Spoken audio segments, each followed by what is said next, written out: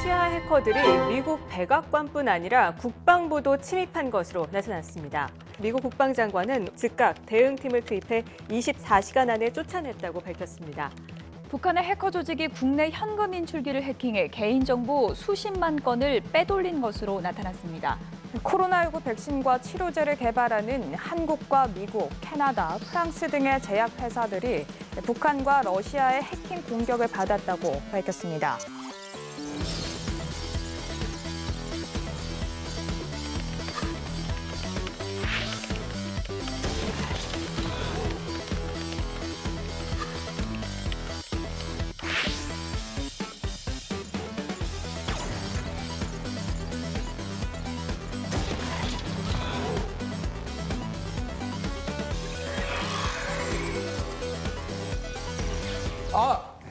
안녕하세요. 안녕하세요. 반갑습니다. 예, 이쪽으로 오시죠. 반갑습니다. 아니 일단 이게 전체적인 느낌은 딱 받은 인상은 프로 기사님. 아, 네네. 예. 자 일단 소개드리겠습니다. 포브스가 선정한 아시아 영향력 있는 30세 이하 30일에 선정된 정보 보안을 책임지는 화이트 해커 스틸리언 대표 박찬남 대표님이십니다. 안녕하세요. 반갑습니다. 예. 안녕하세요. 반갑습니다. 예.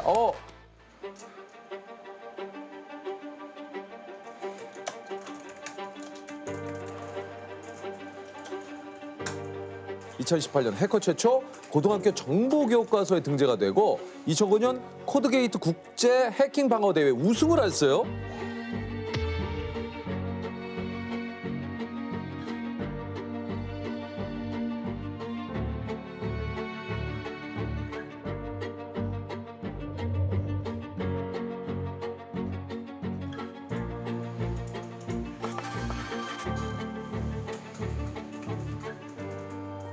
우리가 생각하는 해커는 약간 좀 검은 후드티에 그렇죠. 그죠? 남들이 알지 못하는 어디 으슥한 곳에서 뭔가를 계속 컴퓨터를 가지고 이런데 지금 화이트 해커는 어떤 일을 하는 겁니까? 그게 화이트 해커는 보통 해킹이라는 거를 방어 목적, 보안 목적으로 착한 목적으로 하는 사람들을 화이트 해커라고 하고 예. 반면에 이제 블랙 해커라는 것들은 그 반대되는 의미죠. 뭐 나쁜 목적으로 해킹을 한다. 정보를 빼내고 예. 국가 기밀을 막 또 이게 빼내고 네, 맞습니다. 기업 비밀을 빼내고 네, 기업 비밀을 빼내고. 아니 그 화이트 해커로 일한 지는 얼마나 되셨어요? 제가 초등학교 5학년 때부터 공부를 했으니까 지금 한 20년 정도. 그러면 어릴 적부터 화이트 해커가 꿈이셨나요? 아니면 그래도 한 번쯤은 그런 블랙 해커에 대한 생각도 어렸을 때부터 그냥 그 화이트 해커 자체가 꿈이었고 영화나 이런 매체들을 보면 해커들이 엄청 멋있게 나오잖아요. 네, 맞아요. 그 막연한 동경 이런 것 때문에 그냥 책을 사서 공부를 시작을 했던 것 같아요. 그러면 실제로 타자도 좀 잘 치십니까? 타자 옛날에 잘 쳤어요. 옛날에 엄청 방금 판매 타자 얘기하시는 거예요? 그렇죠. 왜냐면 이분 같은 경우에는 이제 뭐 1분에 몇 타 나오시는지 얼마나 치는지 1000타 정도. 1000타. 와. 1분에 1000타?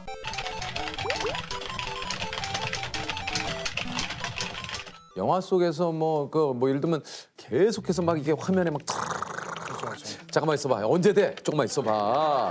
다 왔는데 그 영화 속에서 모습과 실제와 좀 차이가 있다면 그게 막 영화에서는 보면은 막 까만 화면에 초록색 글자들 막 있고 엄청 빨리 지나가죠. 쫙 올라가죠. 쭉 올라가죠. 사실 그거를 사람이 읽을 수가 없거든요. 너무 빠르니까. 네. 그러니까 그런 것들도 허구고 그리고 막 키보드 막 치면서 막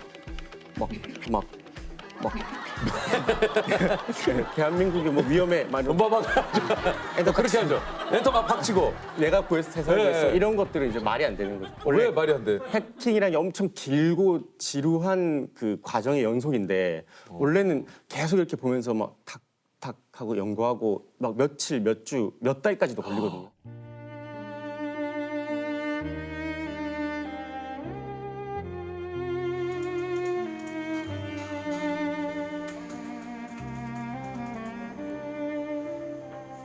각급 국가보안시설의 정보 보안도 담당을 하고 계신다는데 주로 그 어떤 곳들의 보안 업무를 좀 하시나요? 주로 공공기관이나 금융사, 뭐 대기업, 군 이런 쪽을 많이 맡아서 하고 있습니다. 보통 그 보안 컨설팅이라고 해서 해킹을 직접 하고 그 해킹에 대해서 어떻게 하면 뚫린다라는 것들을 알려주는 뭐 그런 것들을 좀. 제가 알기로도 유명한 그 해커분들 가운데 오히려 나중에 어떤 기업이나 국가기관에서 스카우트 돼갖고 일하시는 분들 굉장히 많다고 들었거든요. 예, 뭐 요즘에는 보안 전문가나 해커들이 워낙 여기저기서 데려가려고 좀 많이 야. 아니 그러면은 대표님도 인재를 뽑을 때 해커분들은 좀 우대가 됩니까? 해커분들은 워낙 그 고급 인재라 찾아다니죠. 막 잘하는 사람들이 여기저기서 조건도 많이 좀 제시를 하고 이런 식으로. 야, 이게 근데 사실 아니 해커가 이게 와. 근데 사실은 해커분들이 내가 해커입니다라고 잘 안 하니까 뭐 소문을 듣습니까? 이렇게? 어떻게 합니까, 뭐 이거? 전라도에 누가 있고 뭐 경상도에 누가 있고 막 예. 약간 이게 또 해커하면은 검은 유혹들이 좀 있지 않습니까? 예. 예를 들면 뭘 좀 해킹해달라, 뭘 빼내달라 이런 거 혹시 받아보신 적 있어요? 요즘에 제가 뭐 경찰이나 검찰 이런 데 자문을 하니까 요즘에는 안 오는데 네. 옛날에 어릴 때는 뭐 현금으로 하는 그 도박 같은 게 있었거든요. 네. 이게 불법 사이트 같은 거군요. 예, 그런 거 패를 보는 걸 만들어주면 뭐 얼마 주겠다 뭐 이런 것들은 있어요. 이야. 근데 워낙 옛날이라 지금은 뭐 그런 것들은 없습니다. 이런 게 그러니까 예를 들어 뭐 뉴스에 뭐 예를 들면 엊그제 뭐 어디에 보안망이 뚫렸다. 일부러 그런 거를 일부러 해킹을 해가지고 자기 몸값을 올리는 경우도 있나요? 요즘에 그럼 바로 잡혀가지고 왜냐면 예전 같은 경우에는 뭐 CIA를 해킹했다, 나사를 해킹했다 이러면 스카웃을 한다 이런 얘기가 있었지만 맞아요. 요즘에는 전혀 그렇지 않거든요. 아무도 인정해주지 않아요. 그런 불법적인 행위들은 커리어가 단절된다고 보시면 됩니다. 오히려 그렇게 나쁜 짓을 하면 예, 실제로 요즘에도 이렇게 해킹을 시도하시는 분들이 있어요? 이게 해킹이라는 게 24시간 일어난다고 보면 될 것 같아요. 그러니까 계속해서 그러니까 여기선 계속 전쟁을 하고 있는 거죠. 사이버 전쟁을. 우리가 모르지만 예, 예. 아니면 은행에 있는 뭐 예금돼 있는 돈을 뭐 빼돌린다거나 빼돌린다든가. 예, 예. 예. 그것도 하긴 하는데 그 저희들이 보통 그 화이트 해커적으로 컨설팅을 하는 거죠. 직접 이건 하면 안 되겠다. 다시. 그래요. 네네. 다시. 그래요. 네네. 좀 약간 좀 보안. 약간 민감한 거 뭔지 같아요. 알겠어요. 그러니까 보안벽을 쌌단 말이에요. 예를 들면 기업에서 보안 시설을 완벽하게 이렇게 했습니다. 했는데 여기서 이제 한번 해보는 거죠. 예. 자, 우리가 한번 깨볼게요. 그래서 이거 깨지면 뭐가 문제죠?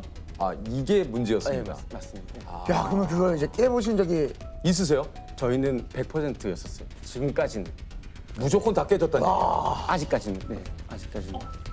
그거는 뭐. 모를게요. 조세 진짜. 벽돌로 깨겠어요. 뭐. 진짜 어떻게 깨 그거를? 아니 그걸 어떻게 깨지? 아니 저 말씀하신 대로 직접 해결했던 사건들이 좀 있습니까? 뭐 해결했다보다는 뭐 민간 입장에서 좀 많이 노력했었던 건 예전에 그 320 전산망 사이버 테러가 있었던데 KBS와 MBC, YTN 등 방송사와 신한은행 등 일부 금융사들의 전산이 완전 마비됐습니다. 이들 방송사의 관계자들은 사내 전산망 마비로 현재 1시간 넘게 업무가 전면 중단된 상태라고 밝혔습니다. YTN 측은 방송용 편집기기도 모두 마비됐다며 곧 방송에도 지장이 있을 것 같다고 우려했습니다.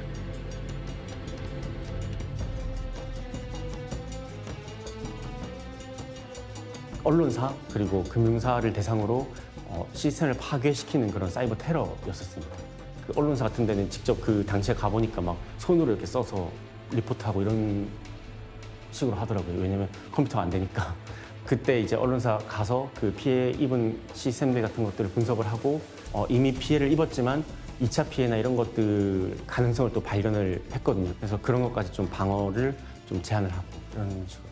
그 첫 번째 공격을 분석하다 2차 공격 코드가 숨어 있는 걸 뭐 이렇게 알아내셨다는 그런 얘기. 네, 뭐 그런 그 뭐 공격 징후라든지 아니면 어떤 식으로 했는지 이런 것들에 대해서 민간 입장에서는 했고 실제 뒤에선 더 다른 분들이 많이 노력을 했겠죠. 저는 이제 드러난 게 그 정도고. 예. 아니 그럼 도대체 우리가 이제 가끔 우리 그 일상생활에 일어날 수 있는 휴대폰이라든가 이메일이라든가 여러 가지 좀 해킹을 막을 수 있는 방법 혹시 있습니까?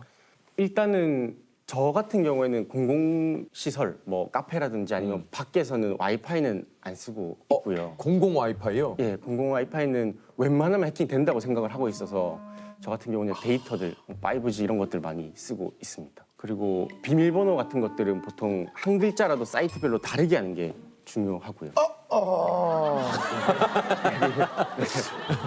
왜요? 저는 다 아 근데 이거 하나하나 외우기가 너무 힘든데 이거. 이게 보통 이제 사이트가 50개면 사이트별로 비밀번호를 다르게 하면 50개를 외워야 되죠. 그러니까요. 그러니까 뭐 약간 패턴을 만들면 돼요. 예를 들어서 네이버다 이러면 N으로 시작하니까 비밀번호 앞에 N을 입력하고 다음이다 이러면 D로 시작하니까 앞에 D를 입력. 이런 식으로라도 다르게 해야 돼요. 아무리 뭐 보안이 잘 된 사이트에 가입을 했더라도 군소 작은 사이트에 가입을 했을 경우도 있잖아요. 그럼 거기가 뚫리게 되면 이게 또 골치 다 아프네. 대입을 하거든요. 사이트별로 해커들이. 그래서 어떻게 해야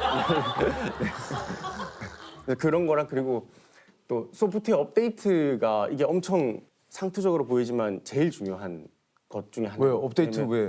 업데이트를 하면 기능만 보통은 업그레이드 된다고 생각을 하지만 네. 거기에 이제 해킹 취약점도 함께 보안 패치를 통해서 막아지는 게 있거든요. 네. 그래서 만약에 내가 1년 동안 업데이트를 안 했다 이러면 1년치의 해킹 취약점을 그대로 안고 있는 거죠.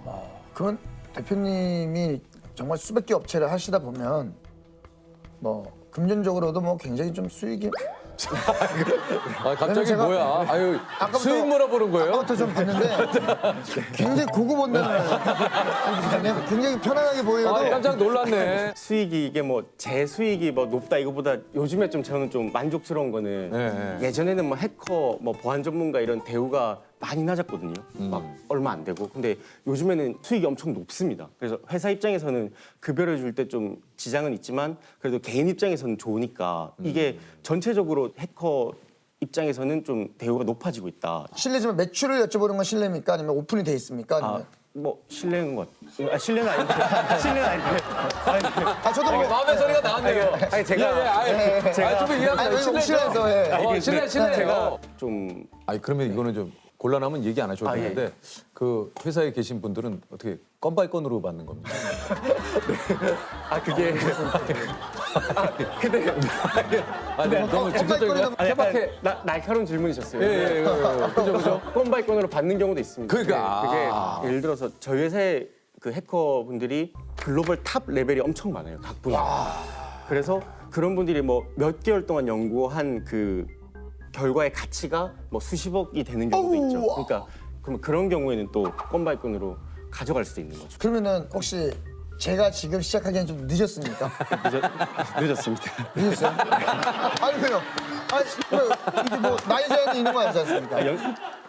연세가 어떻게? 저 올해 이제 40, 연세가 40 됐습니다. 연세가 어떻게? 늦은 것 같습니다. 그러니까 회사에 지금 못 들어온다는 얘기죠, 그러니까. 들어올 수는 있는데 뭐 예. 할 게 없는 거죠. 네. 옆에서 뭐 커피를 마시면서 뭐 성대모사 이런 거 안 됩니까? 개인기 춤. 뭐. 제가 뭐 감히 모실 수 없는.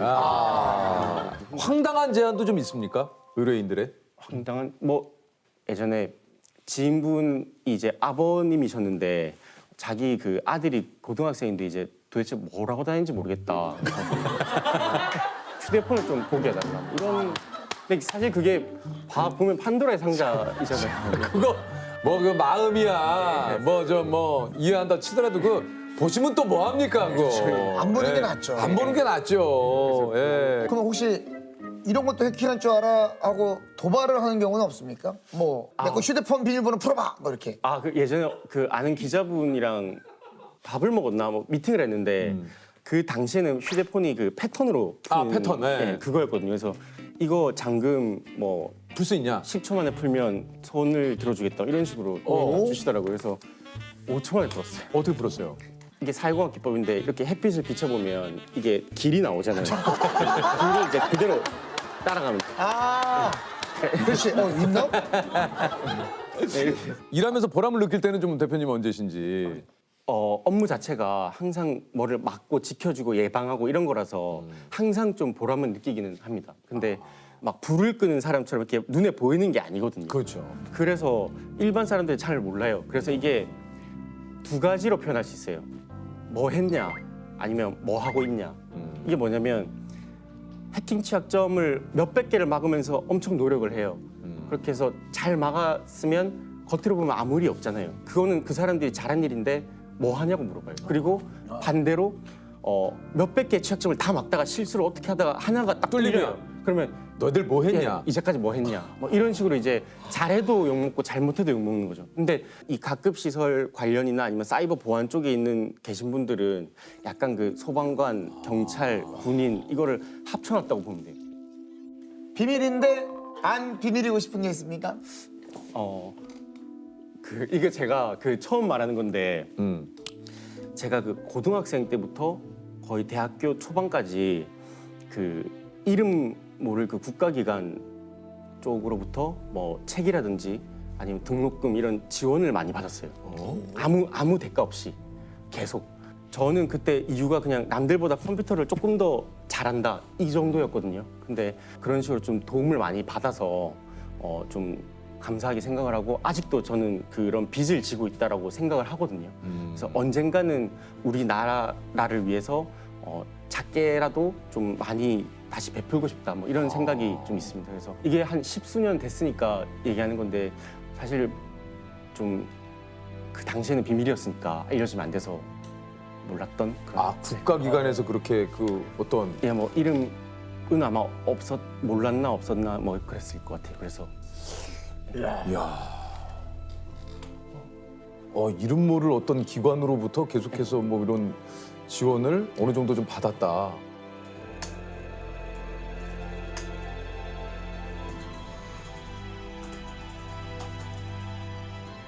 이야. 그러니까 요즘 같은 경우에 진짜 말씀하신 대로 이게 사이버상에 우리가 모르지만 우리가 잠든 사이에 우리가 지금 이렇게 생활하는 이 사이에도 이 각국의 경쟁이 치열하게 펼쳐지고 있잖아요. 네. 그러니까 이 경쟁에서 뒤처지지 않으려면 진짜 수많은 인재들의 이게 또 실력이 우리 또 이 국가의 경쟁력이니까.